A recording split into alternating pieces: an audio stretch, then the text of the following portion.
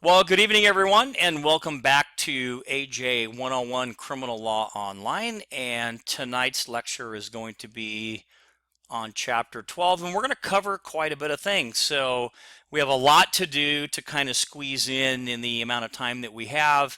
We're going to talk about false imprisonment, restraint crimes, kidnapping, child abduction, rape, unlawful sexual intercourse, and a couple things like that. So, well, this would be another one of those times again where uh, looking at your textbook to read some of the discussion points would really be very, very helpful.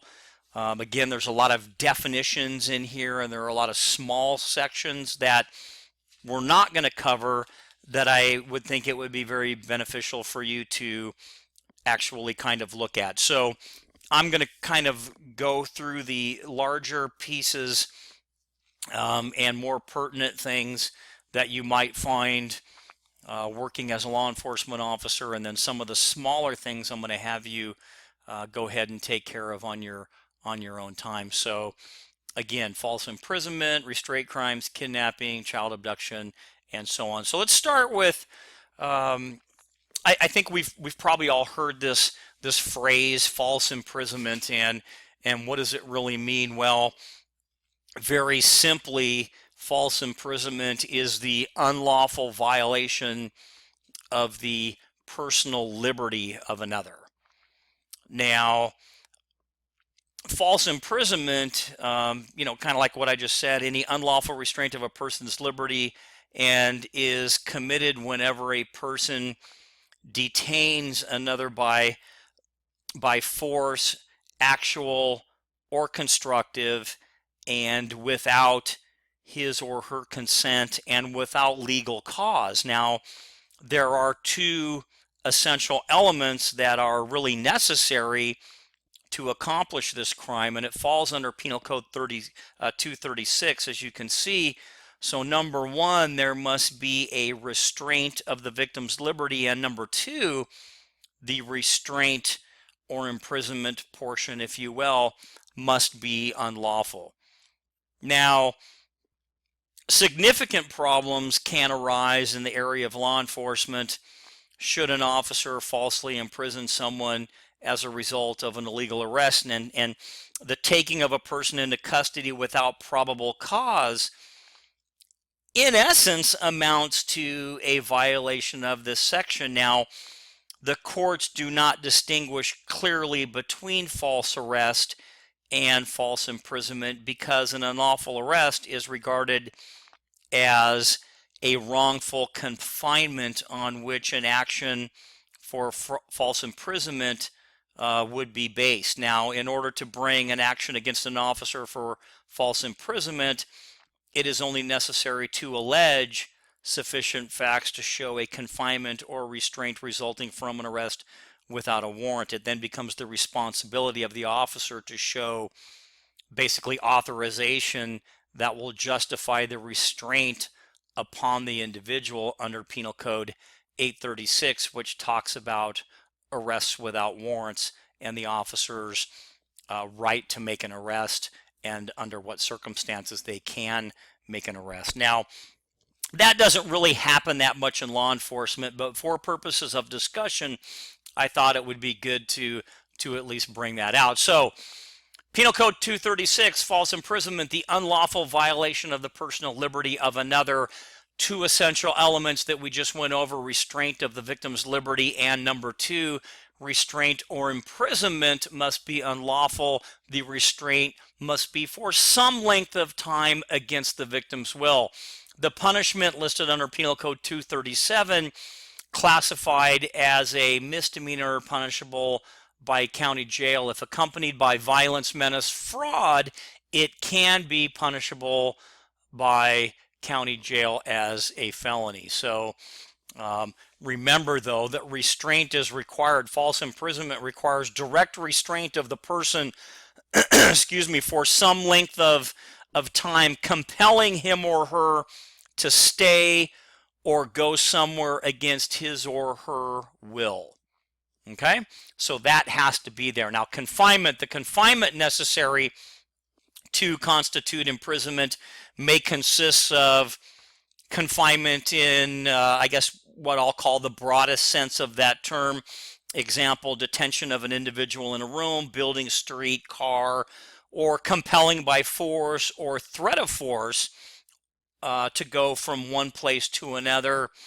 Any exercise of force or express or implied threat of force by which, in fact, another person is deprived of his or her liberty or is compelled to remain where he or she does not wish to remain, or to go where he or she does not wish to go, would be or could be what they would call imprisonment. Pretty simple, huh? Now there's a lot more to go, so let's talk a little bit more and kind of get into the meat of the section here. So now, as with other, chapters, there are a lot of different sections that are very specific for certain situations, and I'm gonna again kind of brush through those, but we're not going to spend a lot of time talking about each one of these. I'm going to have you, because you are super diligent, you're going to go back and you're going to take the time to look at some of these sections. So there are crimes of restraint for things like abduction of women, or abduction for prostitution, or human trafficking under section 236.1 is huge. And I think in this section, in this chapter, I am going to post a very not good video on human trafficking that I hope will expose you to the issues of human trafficking, even close to home in Riverside County and San Bernardino County. And human trafficking is a felony, basically, to deprive another of his or her liberty with the intent to obtain forced labor, services, or any type of sexual activity accomplished by means of duress, fraud, deceit, coercion, violence, menace, or threat.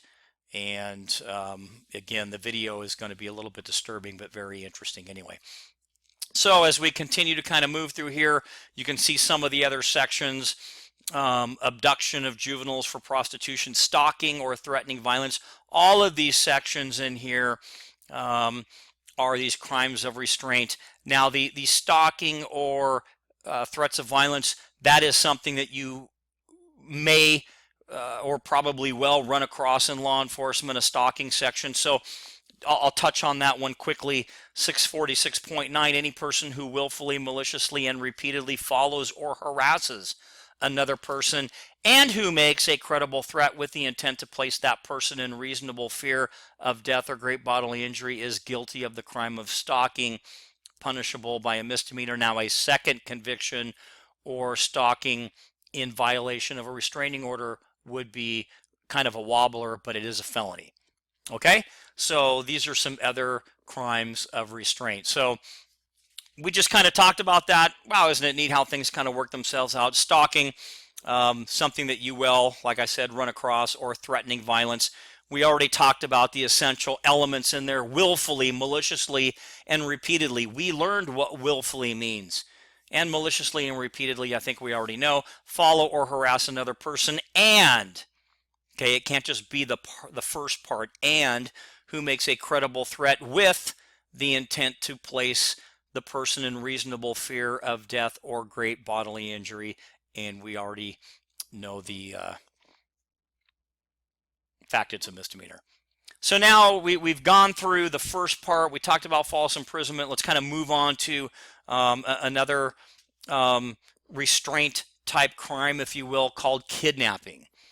Okay, and kidnapping can be found under Penal Code Section 207A, and kidnapping is basically where a person forcibly or by any other means of instilling fear steals or takes or holds, detains or arrests any person in this state and carries the person into another country, state, or county, or into another part of the same county, is guilty of kidnapping. Now, kidnapping under Penal Code 207A is a general intent crime. No specific reason or purpose, intent if you will, for the kidnapping need be proved in order for the suspect or perpetrator, if you will, to be found guilty of kidnapping under this particular section. So, and it is punishable by 3, 5, or 8 years in the state prison. And they also have sections for kidnapping, excuse me, for kids under the age of 14, and a couple of other kidnapping sections that are in there as well, which is kind of why, again, I'm going to mention that I need you to go through and read some of the smaller sections that are listed there. So a little bit more on kidnapping. In kidnapping, okay, the taking is forcible if it's accomplished through the giving of orders in which the victim feels compelled to obey. Forcible taking of a child or infant only requires that amount of force required to basically take or carry away the child. Now, there's a term that's very, very important in the crime of kidnapping, and it is called asportation. And in kidnapping, movement is required. So the law requires substantial movement for kidnapping. Now, it need not be all the way across to another county or something like that. It can be down the block, but it needs to be what the court deems substantial, and that movement again is called asportation. So a little more on kidnapping and moving someone maybe from state to state, just to kind of give you a little bit more information. Kidnapping at common law, okay, remember way back when, amounted to the forcible abduction of a person from his own country and sending him to another. Now, current laws refer to the crime as false imprisonment aggravated by forcibly conveying a person to another place in the same county or to another county, state, or county. I know that's kind of confusing.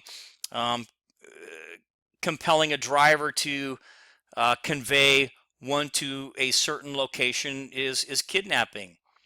This section would also cover, for example, a case where a police officer from another state in fresh pursuit of a felon from that state takes the suspect into custody in California but fails to arraign him before the nearest magistrate, taking the suspect instead back to another state.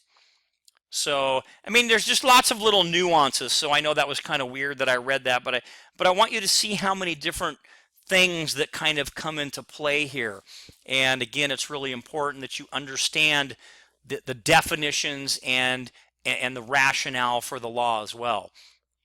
So I mentioned a little bit before about kidnapping children under the age of 14. It's found in section 207 subsection B, and that's, you know, every person for the purpose of committing any act defined in section 288, which is child molesting, hires, persuades, entices, seduces by false promise, misrepresents, or anything similar any child under the age of 14 to go out of this country, state, or county or into another part of the same county is guilty of kidnapping. Now, with young kids like that, you're also going to, this is going to kind of move into something that you've also heard about, which is an Amber Alert activation under Government Code 8594, and a law enforcement agency investigating a reported abduction of a child under 18 or a disabled victim shall,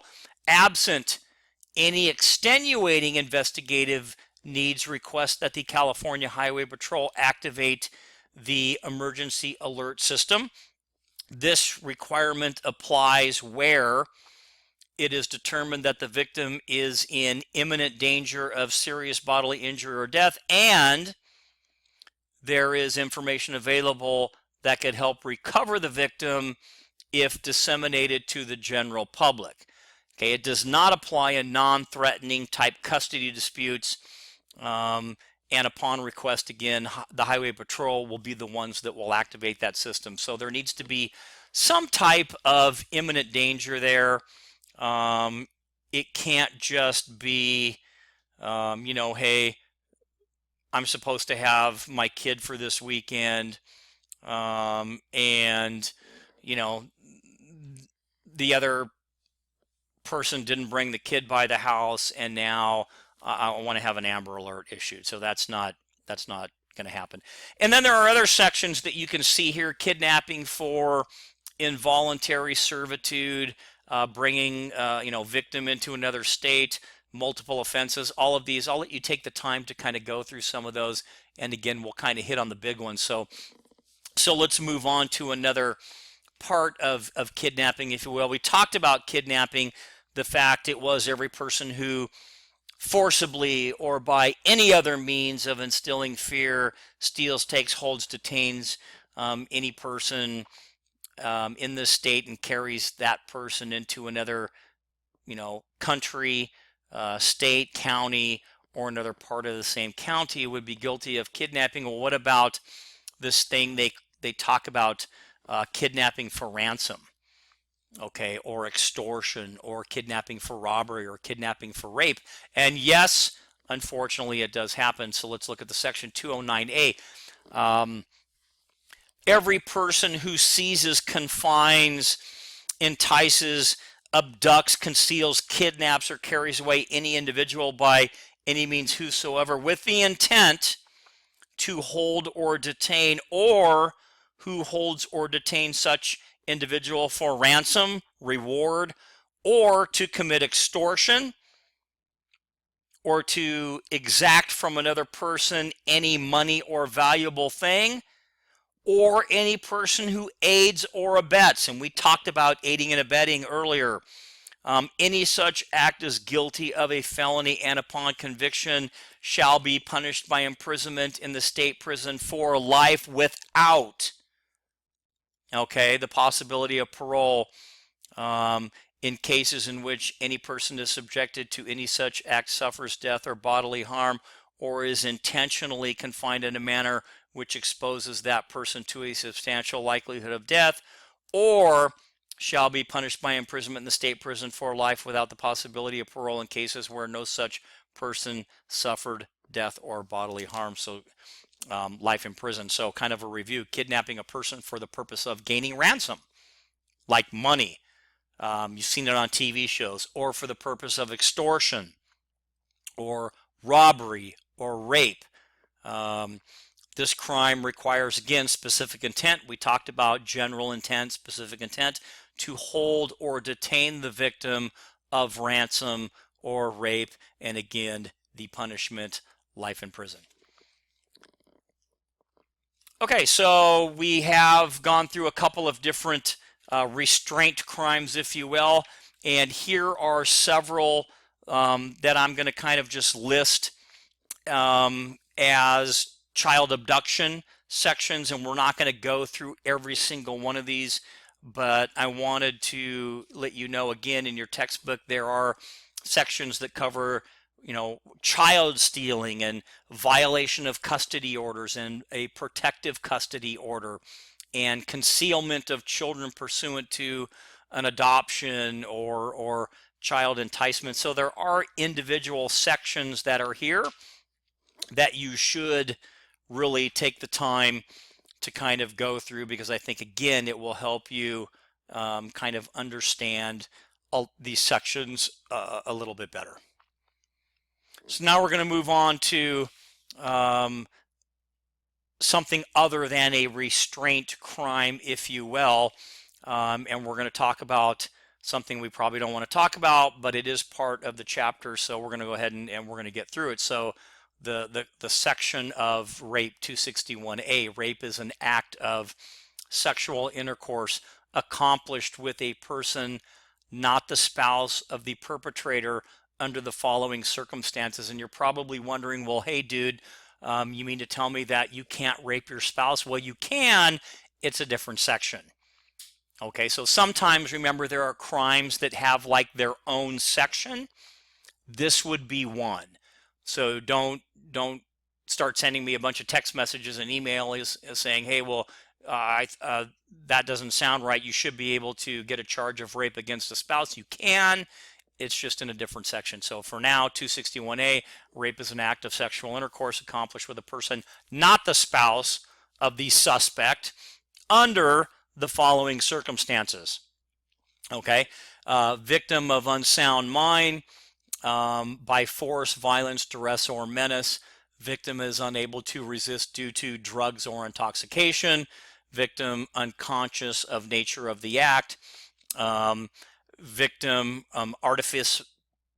by artifice, pretense, or concealment, by threats of retaliation in the future, or by threats to use the authority of a public official. Now you're probably kind of wondering, well, what does that one thing mean by maybe false pretense or concealment? So let me give you kind of an example that you're going to find, yes, extremely disturbing, but you'll get it. So let's say that a couple that a guy conspired to put together a false wedding, and so gets a couple of friends or someone that the victim doesn't know and pretends that that person is maybe someone that can marry them, a priest, a pastor, or something like that, and puts together this false wedding, and now the victim thinks that they're married, and then the suspect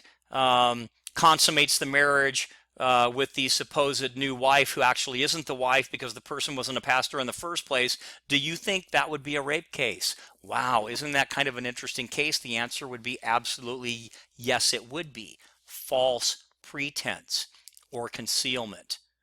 So, these are interesting little laws that are out there. That is why I want you to kind of go through some of these different things. Now, a little bit more discussion and we'll move on.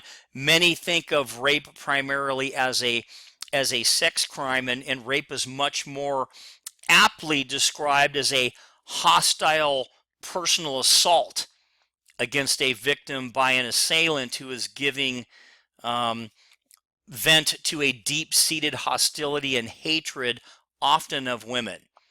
And many rapes have few aspects having anything to do with sexual attraction. I'm not saying they don't, I'm just giving you some discussion points.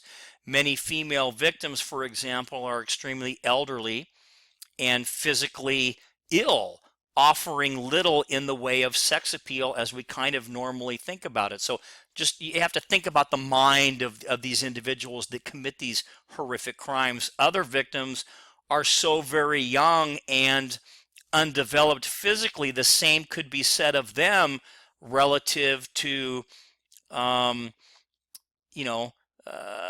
mature sex appeal, if you will. In many cases, the assailant beats, mutilates, abuses, and even kills the victim. None of these acts per se have any relationship to sex, okay? One occasionally reads of rapes where the victim is the assailant's mother, again demonstrating what current psychologists tell us, that rape is not always, okay, a crime involving sexual satisfaction on the part of the rapist in the traditional sense. Now, that doesn't mean that it's not the other way around as well. These are just discussion points to kind of let you understand kind of the mindset of some of these people that commit these types of crimes. So hopefully that kind of at least opens up your mind to understand some there might be an attraction there, but on several there are not. Okay, so just, there you have it, and we'll kind of move on. So legal consent always does kind of come into the question when you talk about this particular crime. What is consent for the purpose of rape? Well, Penal Code 261.6 says that consent is defined as positive cooperation in act or attitude pursuant to an exercise of free will. The person must act freely and voluntarily and have knowledge of the nature of the act or transaction involved. Penal Code 261.7 says evidence that the victim suggested, requested, or otherwise communicated to the defendant that the defendant use a condom or other birth control device without additional evidence of consent is not sufficient to constitute consent.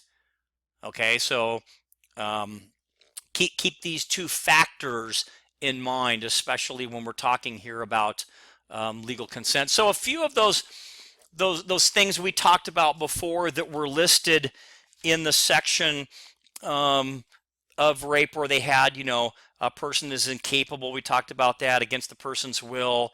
You know, all of these things. Let's go through some of these, because some of these have some very significant bits of information to show us. So 261A talks about, you know, what is unsound mind. Well, this subdivision provides an act of rape where the person is incapable of consenting by reason of unsound mind. The assailant must know or reasonably should have known this. So it is still rape even if the victim submits to the act, as long as they are unable to comprehend its true meaning or moral significance. So an example that I can give you in People versus Boggs here is a 22-year-old female with the mental capacity of a 12-year-old submits to sexual intercourse. The court here upheld the conviction because the victim here did not understand the true meaning of what she was doing or the moral significance as well. So this is the unsound mind portion, so you can kind of understand that. Now, also we'll talk about force under 261A2. The key element here is that the victim's resistance is overcome by the suspect. Now, a victim need not resist to their utmost. It is now sufficient merely to show no consent by the victim. Okay, which means the victim doesn't have to fight until they pass out. The victim, okay, I just want to make sure you got that, need not resist to their utmost. It is sufficient merely to show non-consent, which is the way that it should be. And threats in these types of rape cases does not require any use of a weapon. It can be a mere threat. Okay, and if you go back to page 193 in your book and you look under the section that we're talking about, 12.7, under rape defined, you will see a list of any of those following circumstances. Okay, and I would really suggest that you kind of go through again those circumstances so you can understand again kind of what we're talking about.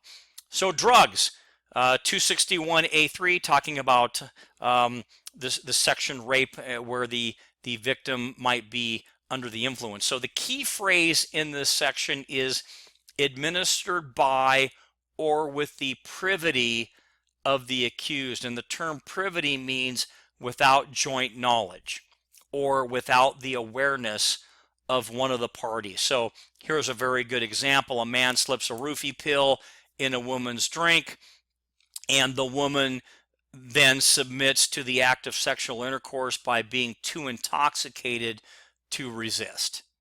Okay, and that's pretty straightforward there. Unconsciousness, well, what does that really mean? So this section punishes one who knowingly takes advantage of a victim who is unconscious of the act. Such a state may be voluntary or involuntary intoxicated. If a victim is voluntarily so drunk that they are unconscious of the act, okay, meaning they don't know what they're doing, and the assailant knows or reasonably should have known, this in itself is a violation of the section. Does that make sense? So it doesn't matter if the person voluntarily drank themselves into a drunken stupor or whether it was the other way around, it still is a violation of the section. And fraud, I kind of gave you an example of one there. This section provides that where a fraud is perpetrated, such fraud precludes the existence of a valid consent as a matter of law. And I gave you the example of the mock marriage. And definitely, although it's kind of odd, it is a violation of the section. So an example of rape by fraud is the mock marriage. This is where the marriage is fraudulently arranged, but the victim doesn't know, and any sexual intercourse under these circumstances lacks valid consent.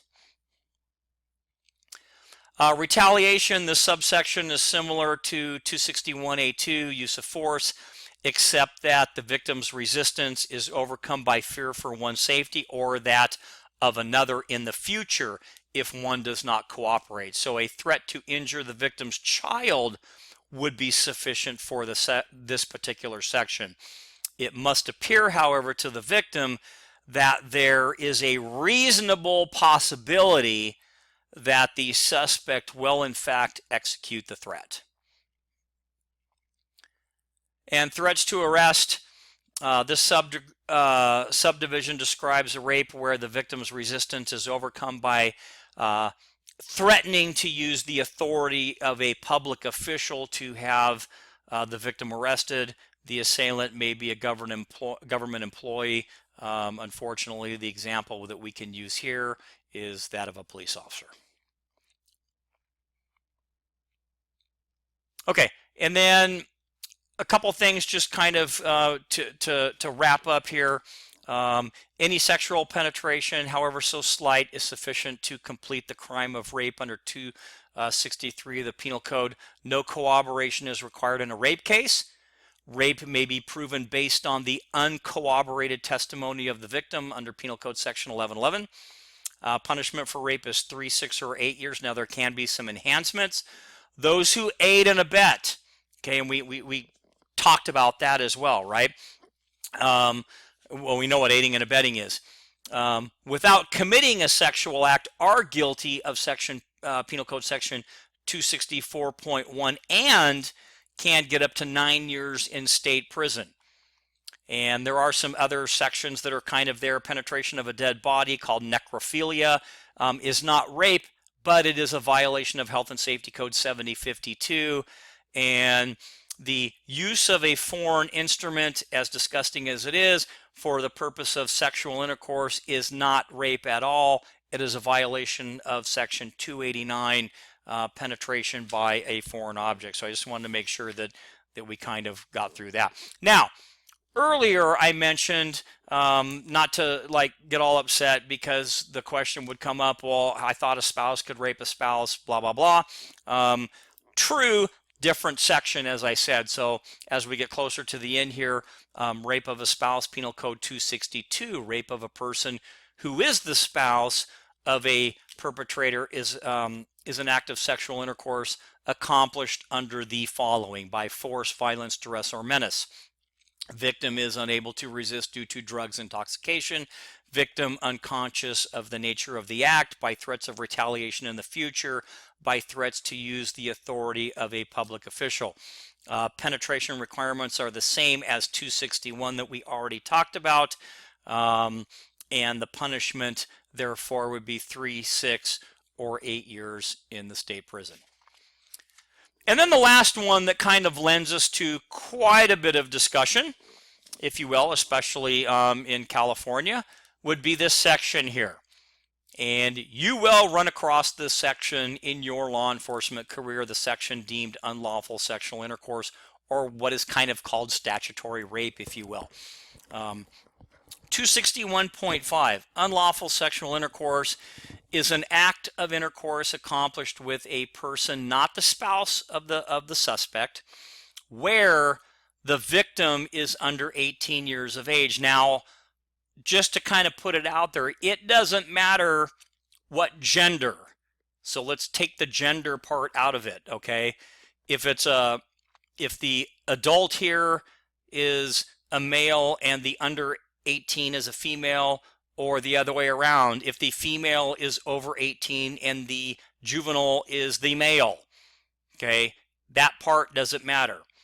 All right, under 18 years of age. Okay, this crime is sometimes, like I said, referred to as statutory rape. This is because the state does not allow the minor to give legal consent through the statute. So statutory, written, okay? Penetration requirements are the same as 261, and a good faith belief, however, that the victim was 18 years of age or older is a valid legal defense in California. So there is a defense listed in California for that. Let me go back to it. When we're talking about this section here, 261.5. Now, a little bit of kind of more discussion on it here.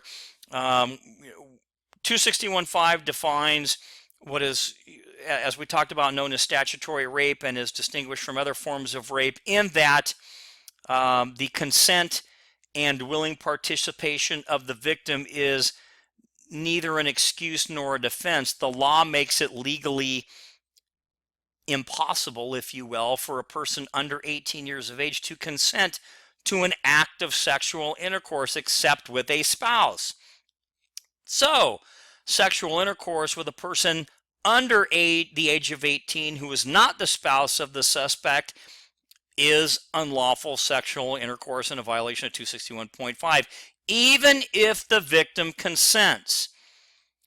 If the victim does not consent, but his or her resistance is overcome by any of the means or conditions described in section 261, the crime then is rape regardless of the victim's age. And I think that kind of cleared up some of the gray areas there. But now understand, part of knowing criminal law is the intent of the legislation when they brought these laws forward. Now, I can tell you, as being in the business for a long time, there are several cases that we ran into locally where we had a person that was 18 or 19 years old, and they were having sexual intercourse with someone that was 17, and both families knew it. And so those are issues and times where the DA's office will get a hold of that case and decide whether it's in the best interest of anyone to prosecute or not. So in these types of cases, there is a level of discretion where the officer may send the case over to the district attorney's office for review prior to any arrest, because this is something that, okay, I'll just say it, it happens, and it happens probably more frequently than you think. So a lot of times those cases will be reviewed before any decision is made whether or not it would be appropriate to prosecute in any of those situations. So I'll just kind of leave it at that. And a couple of other phrases, and I believe we're getting pretty close to the end here. Fornication, by definition, is the sexual intercourse between an unmarried male and female, both of whom are 18 years of age or over. Now, fornication is not a crime in California. The same is true of any other sexual act in California, providing both parties are 18 or over and both knowingly consent to whatever that act might be. Okay, so that's going to be it for chapter 12. Again, we kind of talked about false imprisonment and those restraint crimes, kidnapping, child abduction, rape, unlawful sexual intercourse. And if you have any questions, please, again, post them on the discussion board or email me directly. And I'll post a couple of videos. I'm not sure which ones that I'm going to post yet, but I will post a few that will help also kind of bring some of the items that we discussed during this lecture into clearer context, if you will. So with that, until next time.